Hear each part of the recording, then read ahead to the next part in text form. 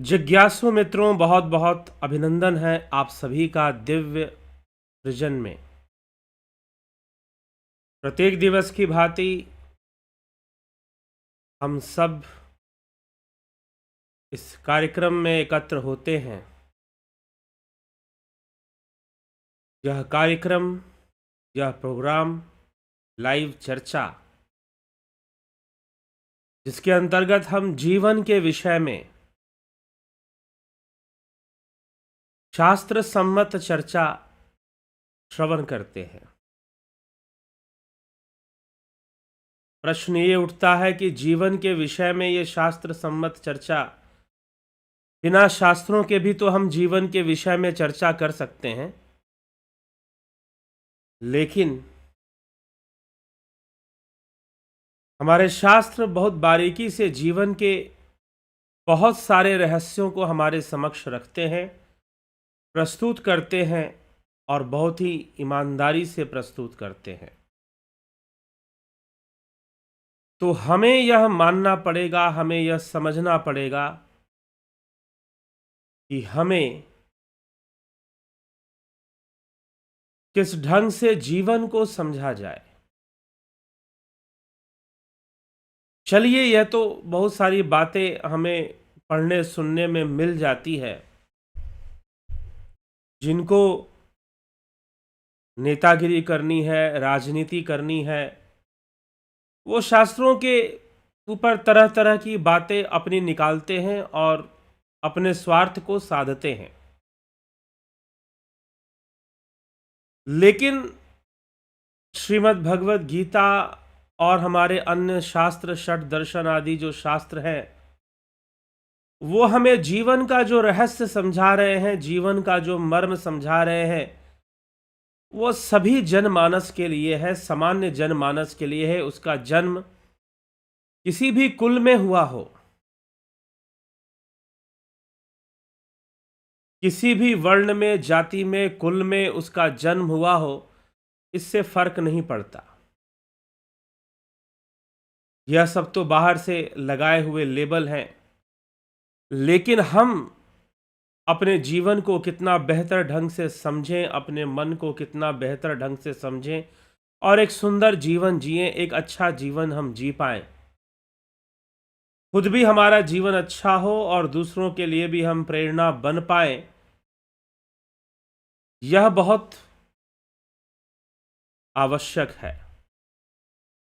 तो मुख्य रूप से इस चैनल के माध्यम से हमारा उद्देश्य यही रहता है कि हम जीवन सूत्रों को निकाल पाएं, श्रीमद् भगवत गीता और पतंजलि योग सूत्र। विशेष करके पतंजलि योग सूत्र, जो बातें हमारे समक्ष योग सूत्र के माध्यम से हमें प्राप्त होती हैं, वो साधारण जनमानस के लिए है। उन बातों को जानना, समझना हमारे बेहतर जीवन के लिए है। हमारा जीवन बेहतर होगा यदि हम समझेंगे तथ्य को, मन के रहस्य को, जीवन के रहस्य को, चीजें कैसे काम कर रही हैं, जीवन में सुख दुख कैसे आ रहा है, मन कैसे काम कर रहा है, यह प्रकृति कैसे कार्य कर रही है, हमारे शास्त्र इसको समझाते हैं। हमें क्या निकालना है, हम वो निकाल रहे हैं। जिनको राजनीति निकालनी है, जिनको कुछ और निकालना है, वो और निकाल रहे हैं। लेकिन जिनको जीवन जीने का सूत्र निकालना है, जिनको जीवन जीने का सूत्र निकालना है, जीवन के रहस्य समझने हैं, तो हम इस चैनल के माध्यम से शास्त्रों से जीवन जीने का जो रहस्य है, वो निकालकर आपके सामने रख रहे हैं। श्रीमद् भगवत गीता को भी इसीलिए योग शास्त्र कहा जाता है। शास्त्रों का महत्व सिर्फ इस बात के लिए नहीं है कि हमारी भक्ति हो जाएगी और भगवान प्रसन्न हो जाएंगे और कृपा कर देंगे। जी नहीं, भगवान प्रसन्न हो जाएंगे और कृपा कर देंगे, ये तो बहुत दूर की बात है। उससे कहीं पहले श्री कृष्ण भगवान तो हमें यह समझाते हैं कि तुम्हें बेहतर जीवन कैसे जीना चाहिए। तुम्हें आत्मज्ञान की ओर कैसे बढ़ना चाहिए, स्वयं के रहस्यों को कैसे जानना चाहिए। इसीलिए गीता का अध्ययन करिए, योग शास्त्र का अध्ययन करिए।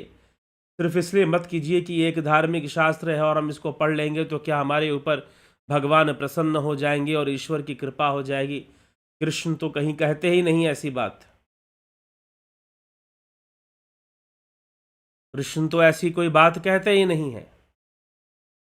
तो फिर कहां से हमने ये निर्णय ले लिया? प्रचार हो गया, प्रचार हो गया। श्री कृष्ण तो यह भी कह देते हैं कि तुम्हारे जीवन में जो भी सुख दुख आता है उसको सहन करो। कहीं पर भी वो ये नहीं कहते कि मैं तेरे सारे दुखों को दूर कर दूंगा, हाँ तेरे पाप नष्ट हो जाएंगे। एक किसी विशेष परिस्थिति में वो कहते हैं तेरे कर्मों का नाश होगा, पाप भी बंधन पुण्य भी बंधन। यह भी बता देते हैं श्री कृष्ण कि बंधन तो दोनों ही है। तो इस चैनल के माध्यम से हमारा मुख्य उद्देश्य यही रहता है कि हम एक बेहतर जीवन जीने का सूत्र हम निकाल सकें श्रीमद् भगवद गीता से। नहीं तो मैंने भी बचपन में बस इतना ही समझा था, श्रीमद् भगवद गीता के विषय में इतना ही जाना था कि हम गीता जी का सम्मान करेंगे, गीता जी का पाठ करेंगे तो भगवान प्रसन्न हो जाएंगे, और भगवान प्रसन्न हो जाएंगे तो फिर कृपा कर देंगे, चमत्कार कर देंगे हमारे जीवन में। जैसे सुदामा का भंडार भर गया था, सुदामा का महल बन गया था, हमारा भी बन जाएगा जी। कभी समझने की कोशिश नहीं की कि सुदामा कौन, सुदामा के कर्म कैसे, सुदामा की भक्ति कैसी, उसकी साधना तपस्या कैसी। बस चमत्कार को नमस्कार। और फिर किसी ऐसे गुरु जी की तलाश जो जीवन को बहुत आसान कर दें, जीवन को जीना आसान कर दें, चुटकी में सारे समस्याएं दूर हो जाएं। हम बस इसी के पीछे भागते रहते हैं।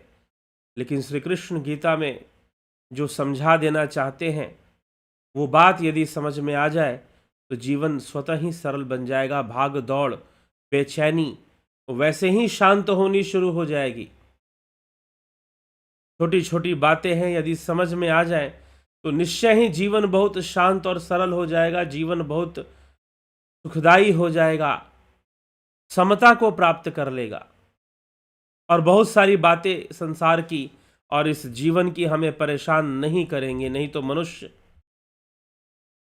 तृष्णा में तृष्णावंत, जगत में दुखी, 8 पहर कंगाल। तृष्णावंत तो जगत में ही दुखी रहते हैं, 8 पहर कंगाल रहते हैं। जिन पाया संतोष धन, तेजन माला माल, ऐसे भी कहा गया है संतों की वाणी में। तो जीवन के सूत्र को ही समझना है। जीवन का सूत्र समझ में आ जाए तो कृपा हो गई समझो। लेकिन हम किसी चमत्कार की आशा में रहते हैं, हम किसी भय में रहते हैं, कई बार हम ईश्वर के भय में रहते हैं। मनुष्य को ईश्वर नहीं, अगर किसी से भयभीत होना है तो सबसे ज्यादा भयभीत उसे अपने कर्मों से ही होना चाहिए। सबसे अधिक भयभीत उसे होना चाहिए। और सत्य पूछो तो यदि ज्ञान है तो कर्मों से भी भयभीत होने की आवश्यकता नहीं है, क्योंकि यह कर्म भी चंचल ही है। जो भी सुख आएगा दुख आएगा, कर्म भी होगा। जाने अनजाने में कभी पाप भी होगा, उसका फल भी मिलेगा। दृष्टा भाव से, साक्षी भाव से व्यक्ति ग्रहण कर ले। श्री भगवान तो ना पाप ग्रहण करेंगे ना पुण्य ग्रहण करेंगे। परमात्मा ना पाप ग्रहण करता है ना पुण्य ग्रहण करता है। यह तो प्रकृति का काम है कि दोनों का फल वो हमें प्रदान करती है। तो आज एक बहुत बड़ा सूत्र भगवान यहां पर दे रहे हैं, जो हमारा आज का विषय है। और वह विषय क्या है? सुख ही दुख का कारण है। सुख ही दुख का कारण है। यह भी एक जीवन का ही सूत्र है। सीधी सी एक बात हम समझ लें, जो ऊंचाई पर चढ़ेगा गिरने की संभावना उसी की है। जो संसार में अत्यधिक सुख भोगी बनेगा, दुखों को भोगने की संभावना भी उसी के लिए सबसे अधिक हो जाएगी, दुखी होने की संभावना भी उसके लिए अधिक हो जाएगी। भगवान यहां पर मध्य मार्ग दिखाते हैं, बीच का रास्ता दिखाते हैं, बीच की अवस्था के बारे में बताने में लगे हैं। नहीं तो जीवन में सुख आया तो हम सुखी हो जाते हैं और भूल जाते हैं कि दुख भी आते हैं, और दुख आया तो फिर कभी ईश्वर के नाम का रोना रोते हैं, कभी प्रारब्ध के, कभी भाग्य के, कभी हाय ईश्वर ने हमारे साथ ऐसा क्यों कर दिया कि हमारे जीवन में ऐसा कष्ट आ गया, हमारे जीवन में ऐसा दुख आ गया। कभी हम इस बात का रोना शुरू कर देते हैं।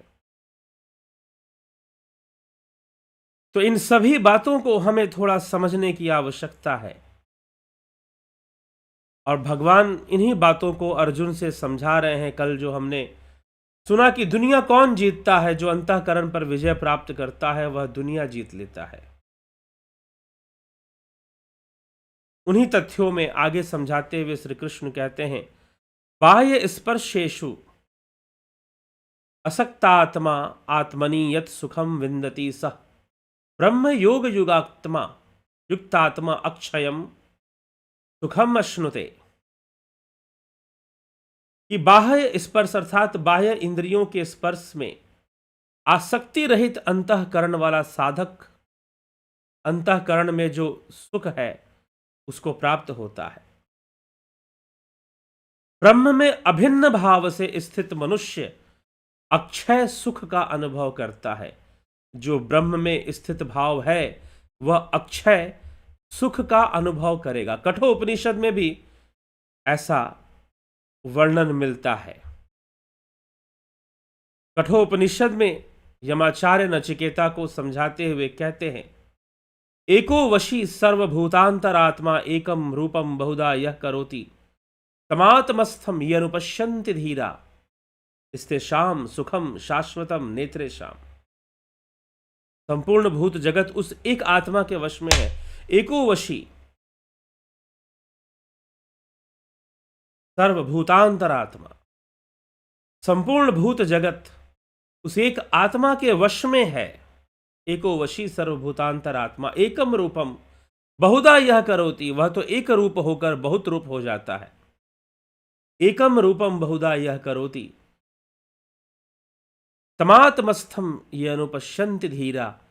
कि धीर जन उसे अपने हृदय में स्थित होकर देखते हैं, उस आत्मा को जानते हैं, जिसको जानकर स्तेषाम सुखम शाश्वतम नेत्रेषाम, वह शाश्वत सुख का अनुभव करते हैं। उसी शाश्वत सुख को जो उपनिषदों में भी वर्णित है, कठ उपनिषद में भी वर्णित और अन्य उपनिषदों में भी, उसी शाश्वत सुख को भगवान श्री कृष्ण यहां पर अक्षय सुख कह रहे हैं। अक्षय सुख, क्योंकि हे कौन्तेय, जो इंद्रियों और विषयों के संयोग से पैदा होने वाले सुखों में नहीं, अपितु किसमें? भगवान कहते हैं कि जो बाह्य स्पर्श वस्तु मात्र के में आसक्ति रहित अंतःकरण वाला साधक अंतःकरण में जो सुख है प्राप्त होता है, उसको प्राप्त होता है, वह ब्रह्म में अभिन्न भाव से स्थित मनुष्य अक्षय सुख का अनुभव करता है। अक्षय सुख, शाश्वत सुख। वो शाश्वत सुख कैसा है? वह शाश्वत सुख सांसारिक सुख से अलग है। बाह्य स्पर्श में जो सुख की प्राप्ति होती है वो उससे अलग है। बाह्य स्पर्श में जो सुख की प्राप्ति होगी वह सुख अलग सुख है, और जो ब्रह्म में स्थित अभिन्न भाव से स्थित होकर योगी जो अक्षय सुख की प्राप्ति करता है वह सुख अलग है। दोनों का अनुभव भी अलग अलग है। जो अक्षय सुख है वो प्रारंभ में सुख जैसा प्रतीत ही नहीं होता, क्योंकि वह शून्यता है, वह संपूर्ण स्थिरता है, वह पूर्ण स्थिरता है। कौन सा अवस्था पूर्ण स्थिरता है? वह अक्षय सुख की अवस्था पूर्ण स्थिरता है। लेकिन जो संसार में सुख, जो बाह्य स्पर्श में, बाह्य इंद्रियों के स्पर्श में या बाह्य भावनाओं से जो सुख की प्राप्ति होती है, जो मोह के वशीभूत सुख की प्राप्ति होती है, काम लोभ क्रोध अहंकार के वशीभूत जो सुख की प्राप्ति होती है, वह जो सुख है क्षणिक है, नष्ट हो जाने वाला है, मिट जाने वाला है। और उस सुख की प्रकृति बहुत अलग है, उस सुख की प्रकृति बहुत अलग है। यह जो सुख है संसार में, यह विषमता से प्राप्त होता है, लेकिन जिसे अक्षय सुख भगवान कहते हैं वह तो शाश्वत सुख है। वास्तव में सांसारिक सुख की तुलना में वो कोई सुख नहीं है। सांसारिक सुख की तुलना में वह जो अक्षय सुख है वह सुख नहीं है, क्योंकि वहां पर कोई किसी प्रकार की सांसारिक उपलब्धि नहीं है। वहां तो पूर्ण शांति है, वहां तो पूर्ण स्थिरता है, उसमें अक्षय सुख की प्राप्ति हो रही है, वो स्थिरता का आनंद है। लेकिन जो संसार के इंद्रियों का सुख है वह विषमता के कारण है, जो अक्षय सुख है वह तो गुणों की समता से आएगा, और जो संसार का सुख है वह तो विषमता से आएगा। इसमें विषमता है, सम की अवस्था नहीं है, इसमें विषमता है। और विषमता होने के कारण एक बहुत बड़ी विडंबना हो जाती है, एक बहुत बड़ी विडंबना जीवन की बन जाती है। और वह विडंबना क्या है? आयरॉनिकल सिचुएशन बनता है एक। और वह आयरॉनिकल सिचुएशन क्या है, आयरनी क्या है यहां पर? वह है कि सुख ही दुख का कारण बन जाता है। इसलिए श्री भगवान अगले श्लोक में 22वें श्लोक में 5वें अध्याय में कहते हैं, ये ही संस्पर्शजा भोगा दुख योनय एवते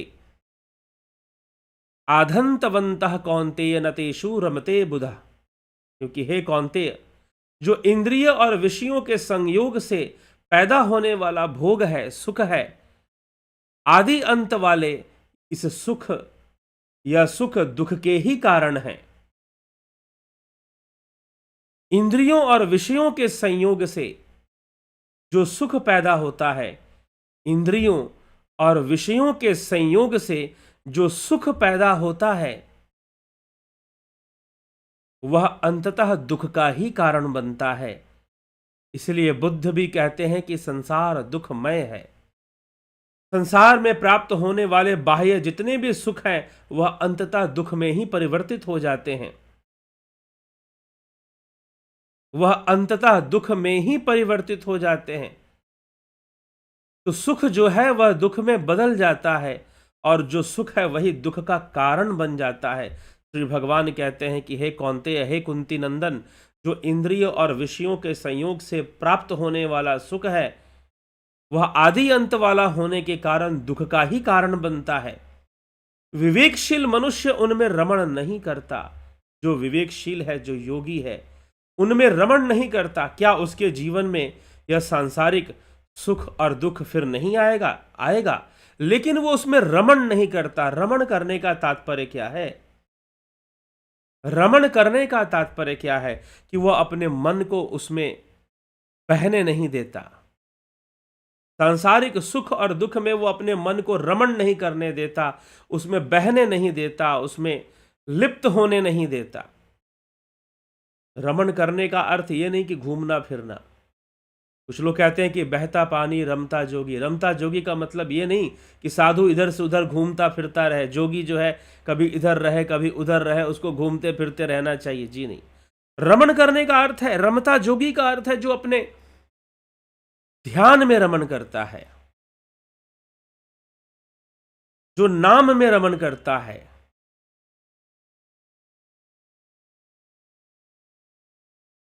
जो अजपा नाम में रमण करता रहता है, अजपा गायत्री में रमण करता रहता है, उसको रमण करना कहा गया है। वो रमता जोगी है, ना कि इधर उधर मात्र घूमने फिरने से कोई रमता जोगी नहीं हो जाता।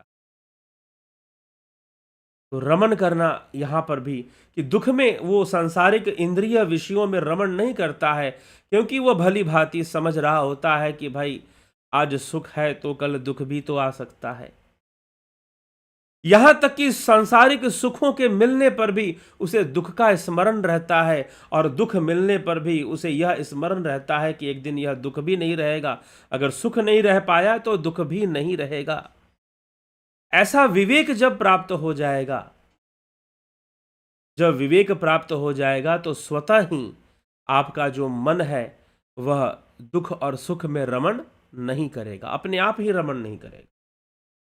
लेकिन जब तक ऐसे विवेक की जागृति नहीं होगी, जब तक ऐसे समझ की जागृति नहीं होगी, जब तक ऐसे अंडरस्टैंडिंग की जागृति नहीं होगी,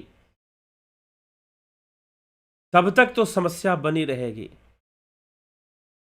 इसलिए जब जीवन में दुख आए तो सोचो कि एक दिन यह दुख नहीं रहेगा, बस निकलना है, इससे गुजरना है, गुजर जाएंगे, समय निकल जाएगा। और जब जीवन में सुख आए तो दुख को कभी मत भूलो कि दुख भी आते हैं, और इस सुख में अगर यदि हमने अपना कंट्रोल खो दिया, सुख को भोगने में यदि हमने अपना कंट्रोल खो दिया, सुख को भोगने में यदि हम लिप्त हो गए और भूल गए सब कुछ, तो निश्चय ही हम कभी फिर सुख का पूरा आनंद नहीं उठाएंगे, बल्कि दुख भी आएगा फिर। और जब दुख आएगा तो हम टूट जाएंगे, क्योंकि हमने तो जीवन में सोचा ही नहीं था कि हमारे जीवन में कभी ऐसा दुख भी आ सकता है। हमने तो ऐसा सोचा ही नहीं था, हमने तो ऐसा विचार ही नहीं किया था। इसीलिए जीवन जीने की एक कला श्री कृष्ण यहां पर दे रहे हैं कि हे कुंती नंदन, इंद्रियों और विषयों के संयोग से पैदा होने वाले जो सुख हैं वे आदि अंत वाले होते हैं, और दुख के ही कारण है वो सुख। इंद्रियों और विषयों के संपर्क से जो सुख पैदा होते हैं वो अंततः दुख का कारण बन जाते हैं। यह स्थिति बन जाती है।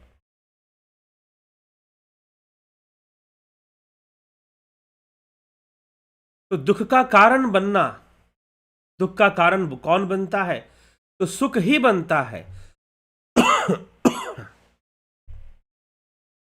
सुख ही दुख का कारण बनता है। संसार के सुख, विषयों के सुख, इंद्रिय सुख जो माया जनित हैं, जिनका जन्म माया से होता है, उन सुखों की चर्चा यहां पर हो रही है। तो वो जो सुख हैं अंततः दुख का कारण भी बन जाते हैं। तो दुख का कारण बनना सुखों का यह संभव है। संसार में विषमता है तो यह चलेगा। तो भगवान कृष्ण यहां पर भी एक जीवन सूत्र दे रहे हैं कि सावधान रहो सांसारिक सुखों को भोगते हुए। सांसारिक सुखों को भोगते हुए इतना अधिक उसमें लिप्त मत हो जाओ कि भूल ही जाओ कि कभी दुख भी आएगा। क्योंकि जो सुख बना है संसार में वही दुख का कारण भी बनेगा।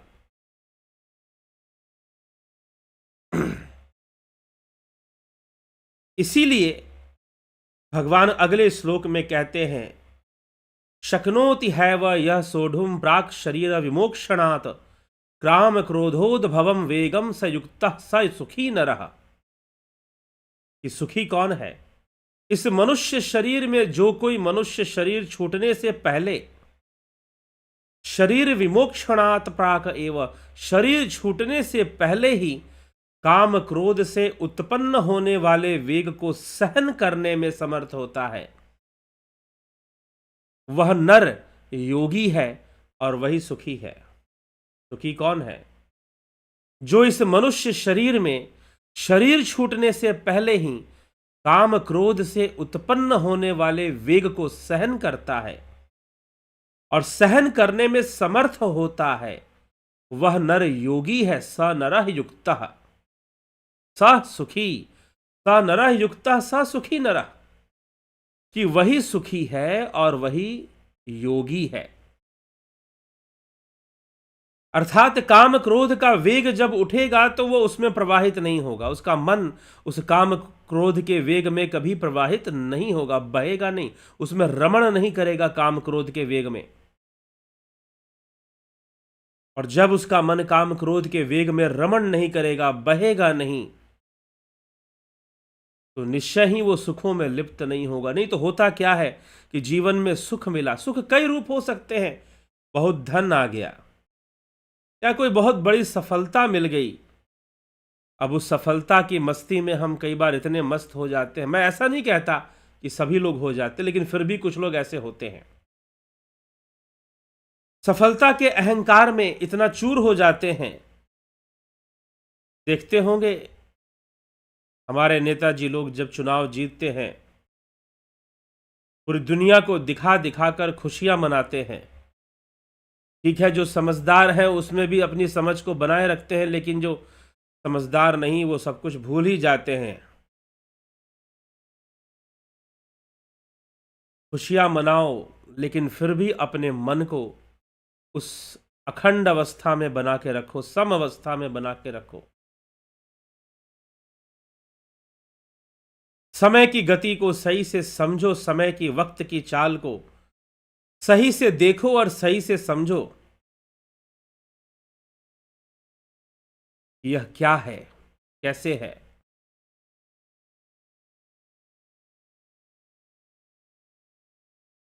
तो हमें यह समझने की आवश्यकता है,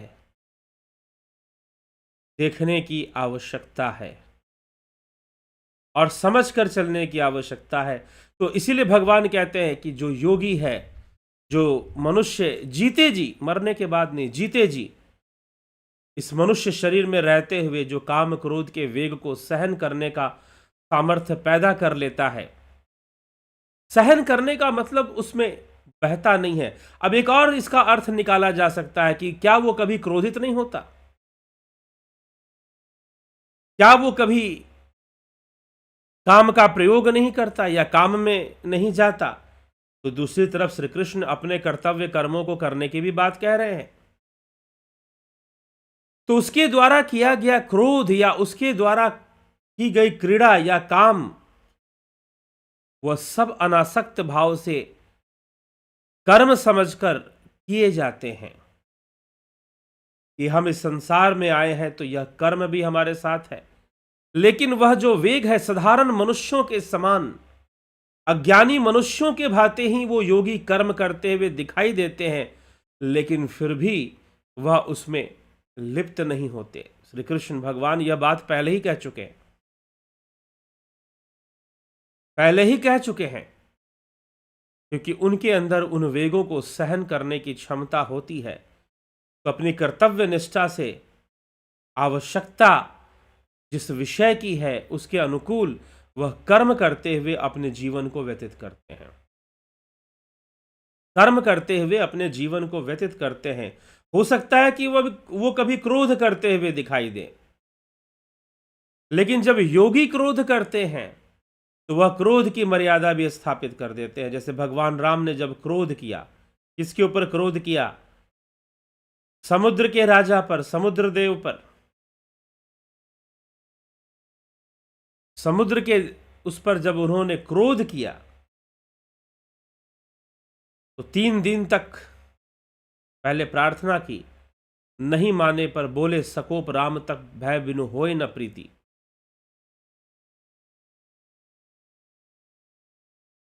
तो भय के बिना भी कभी प्रेम नहीं होता। ऐसे लोगों के लिए तो भय ही जरूरी है प्रेम पैदा करने के लिए। तो उन्होंने क्रोध जब किया तो समुद्र देव ने आकर कहा कि प्रभु आपने क्रोध की भी मर्यादा रखी, कि क्रोध कब करना चाहिए, कैसे करना चाहिए। तो कहने का तात्पर्य यह है कि ऐसा नहीं कि वह योगी क्रोध करता हुआ नहीं दिखाई देगा या काम में बाहर से लिप्त नहीं दिखाई देगा, लेकिन उसके वेग को नियंत्रित रखना यह उसके अधिकार क्षेत्र में होगा, यह उसके सामर्थ्य के क्षेत्र में होगा। इसीलिए श्री कृष्ण कभी भी कर्म से मुख मोड़ने की बात नहीं कर रहे हैं। वो हमेशा ये कहे जा रहे हैं कि संसार में जो कर्म हो रहे हैं जनमानस के द्वारा और प्रकृति से जो कर्म प्राप्त हो रहा है उसे करना ही चाहिए, उसे करना ही चाहिए, उसे श्रेष्ठ ढंग से करना चाहिए, उसे सही तरीके से करना चाहिए, उसे बेहतर तरीके से हम कर पाए। यही कर्मों में निपुणता है, यही कर्मों में निपुणता मानी जाएगी।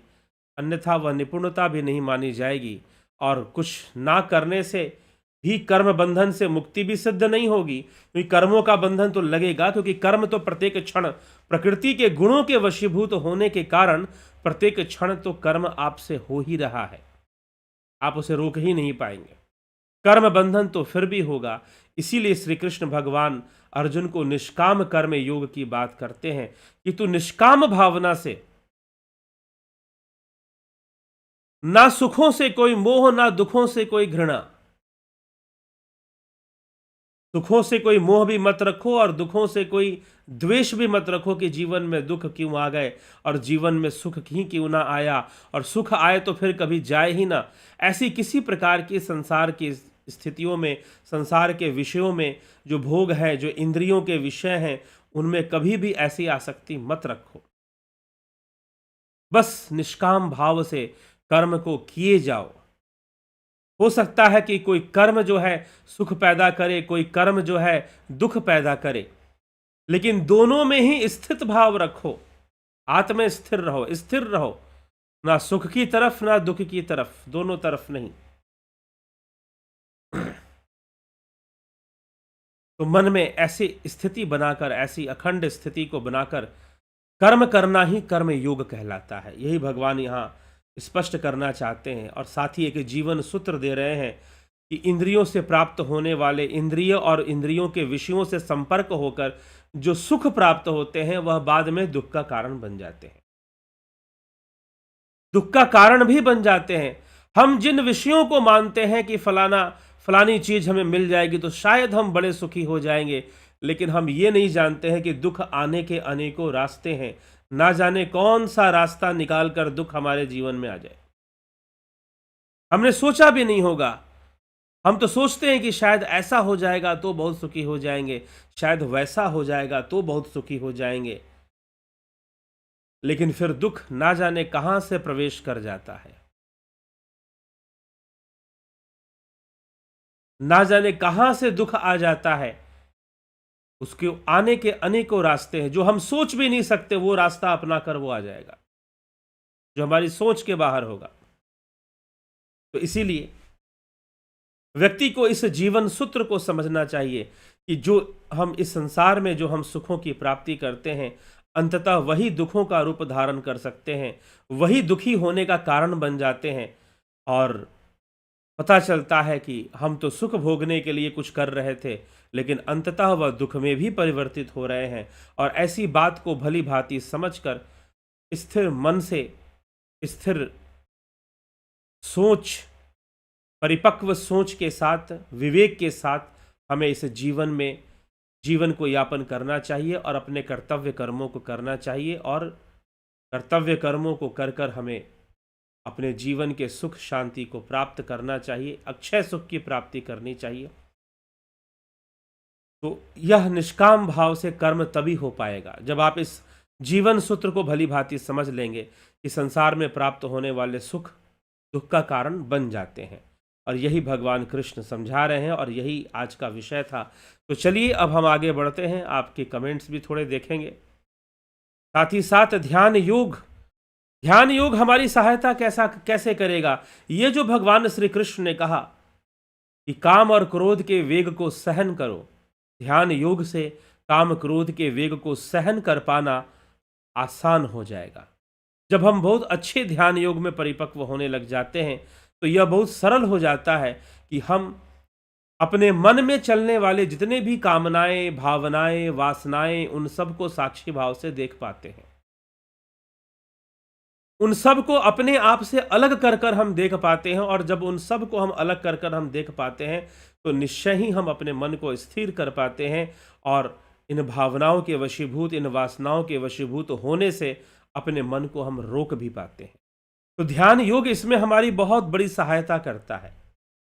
इमोशनल कंट्रोल के लिए और भी कुछ प्रैक्टिसेस होती हैं। कभी मैं कुछ और प्रैक्टिसेस लाऊंगा जो कि इमोशनल कंट्रोल के लिए होंगी। लेकिन जो ध्यान योग का कोर्स करता है तो वो निश्चय ही इमोशनल कंट्रोल के लिए भी अपने आप को परिपक्व कर सकता है। नियमित रूप से ध्यान योग का अभ्यास करते हुए, नियमित रूप से साधना करते हुए निश्चय ही वह अपने आप को इतना परिपक्व कर लेगा कि अपने इमोशंस को कंट्रोल में रखे। लेकिन फिर भी कुछ लोग कहते हैं कि हमें सिर्फ इमोशंस को कंट्रोल करना सीखना है, तो कभी उस पर भी कोई विशेष कोर्स जरूर लागू किया जाएगा, लाया जाएगा, ठीक है। लेकिन ध्यान योग कर लेने से भी यह उपलब्धि हमें जरूर प्राप्त हो जाए। तो ध्यान योग का कोर्स 20 जनवरी से शुरू हो रहा है। 20 जनवरी से शुरू हो रहा है। आप सभी इसका लाभ उठा सकते हैं। तो जो लाभ उठा चुके हैं, जो पहले ही ज्वाइन कर चुके हैं, ठीक, अच्छी बात है। लेकिन जो अभी सुन रहे हैं और अब ज्वाइन करना चाहते हैं, अब लाभ उठाना चाहते हैं, तो वो अब भी लाभ उठा सकते हैं, ज्वाइन कर सकते हैं। अभी तो समय है, खैर 20 से शुरू होगा। तो जिन्होंने नहीं ज्वाइन किया है वो संपर्क कर लेंगे। कहाँ संपर्क करेंगे? तो यहाँ संपर्क करेंगे। यहाँ कॉन्टैक्ट नंबर दिया हुआ है 9661802459।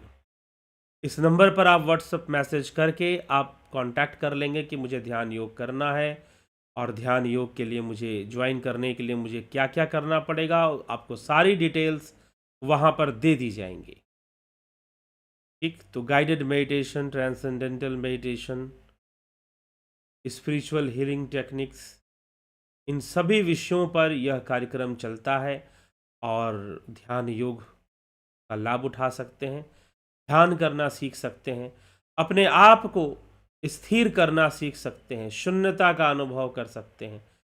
यदि नियम से हम ऐसा ध्यान योग का अभ्यास करें तो बहुत ही दिव्य अनुभूतियां और खुद की शक्तियों का साक्षात्कार होता है। अपनी ही शक्तियों का साक्षात्कार हमें होना शुरू हो जाता है यदि हम ध्यान योग का अभ्यास करते हैं। हमारा हार्मोनल बैलेंस डेवलप होता है यदि हम ध्यान योग का अभ्यास करते हैं। तो हमारा फोकस बढ़ जाता है काम पर यदि हम ध्यान योग का अभ्यास करते हैं। तो हमारी मेंटल एनर्जी, हमारी जो साइकोलॉजिकल पावर्स हैं, एनर्जी हैं, वो डेवलप होनी शुरू हो जाती हैं यदि हम ध्यान योग का अभ्यास करते हैं। तो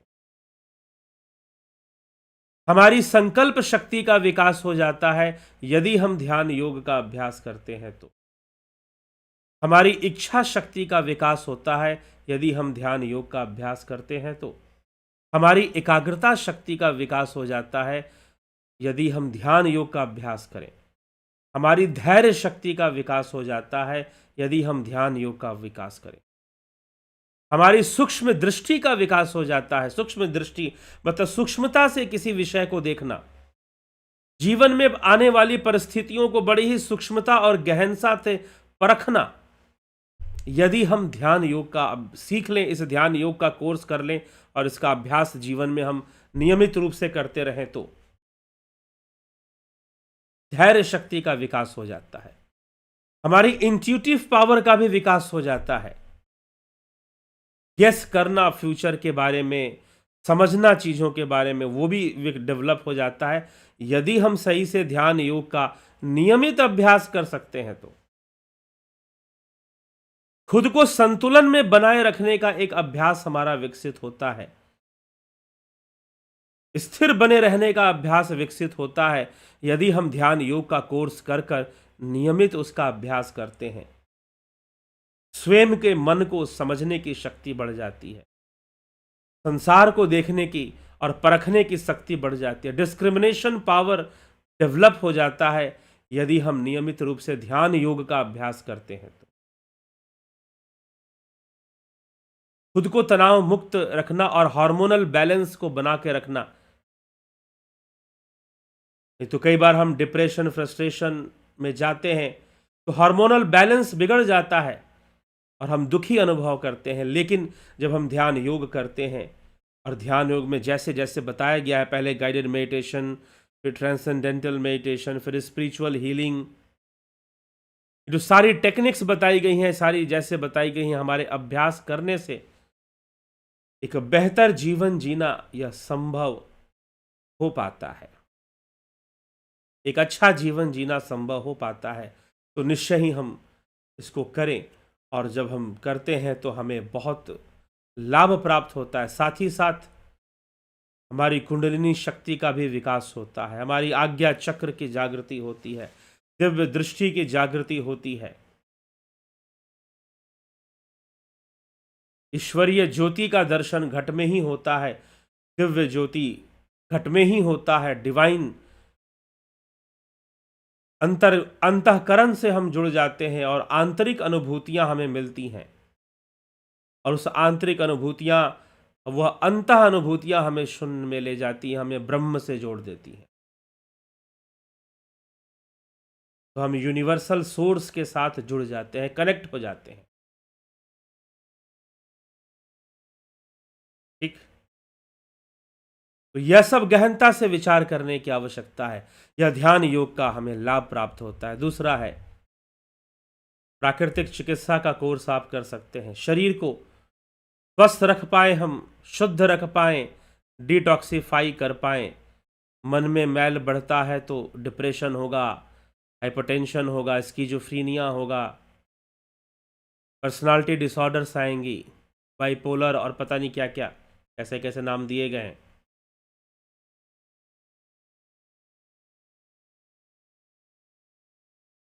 लेकिन अगर शरीर में अशुद्धि बढ़ जाए तो इन्फेक्शंस हो सकते हैं, बैक्टीरिया के, वायरस के, उन्हें भी तो रोकना होता है।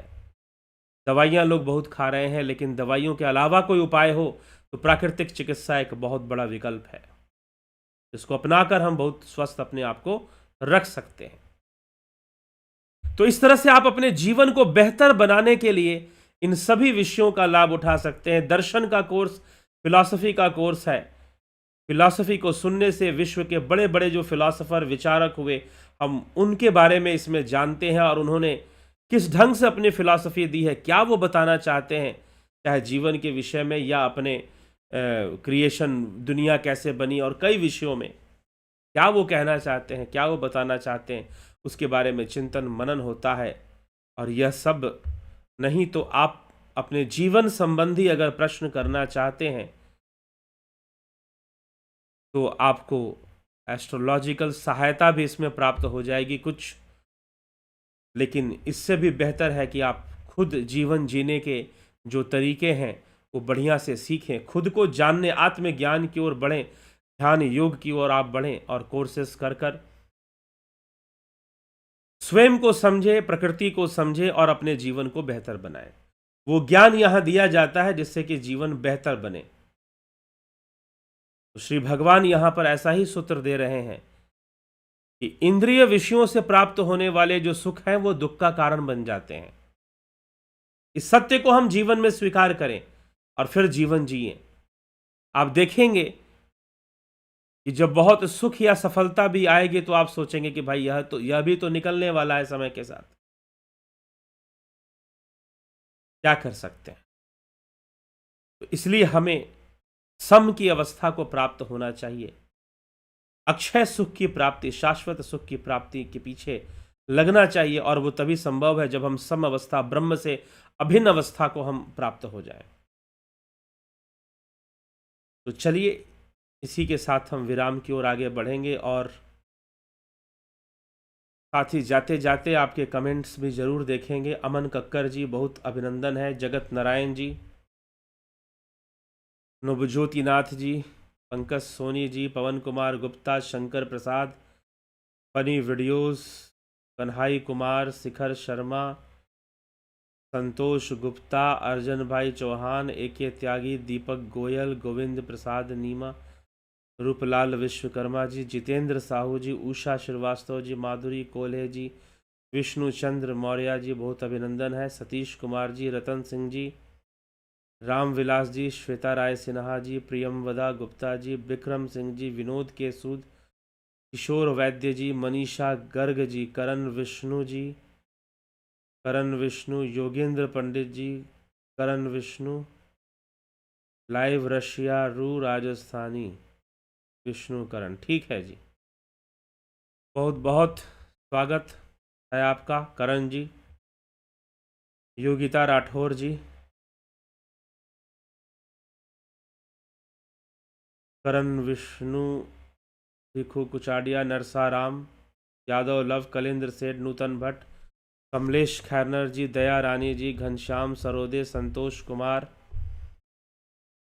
बलवंत सिंह गोहिल जी, अनूप राठी, काशीनाथ जी, राहुल तिवारी जी।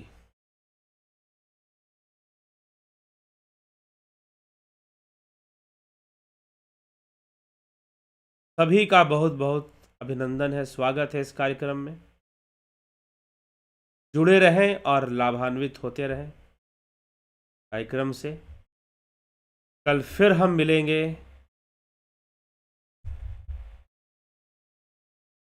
इस कार्यक्रम में और 9 PM पर फिर हम चर्चा करेंगे।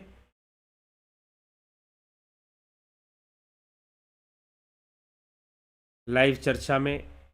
इसी के साथ अभी विराम देते हैं इस कार्यक्रम को। आप सभी का बहुत बहुत आभार और कल मिलते हैं फिर से 9 PM लाइव चर्चा में।